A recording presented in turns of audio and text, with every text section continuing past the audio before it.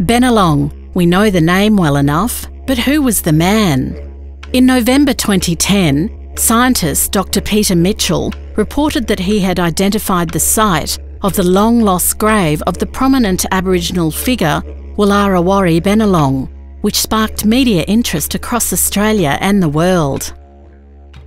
Bennelong is known to have died on the 3rd of January 1813 on the Kissing Point property of the ex-convict brewer James Squire.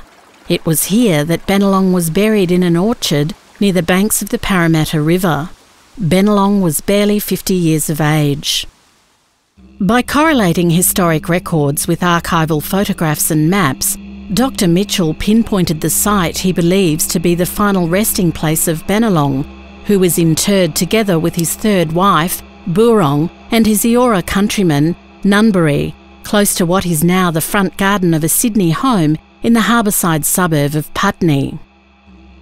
This discovery coincides with the 200th anniversary of Bennelong's passing, a time to pause and reflect on the life and legacy of this extraordinary man, who was among the first Indigenous Australians to reside amongst the British settlers, visit England, and live to tell the tale. In doing so, Bennelong forged links with and fostered greater understanding between the two cultures.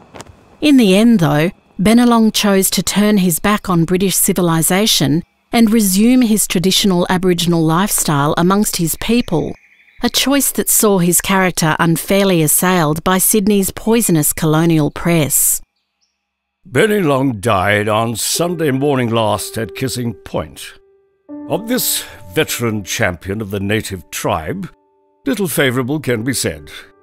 His voyage to and benevolent treatment in Great Britain produced no change whatever in his manners and inclinations, which were naturally barbarous and ferocious. Since his death, generations of historians have perpetuated the Sydney Gazette's sentiment, characterising Bennelong as a tragic figure, a defeated, embittered victim of circumstance.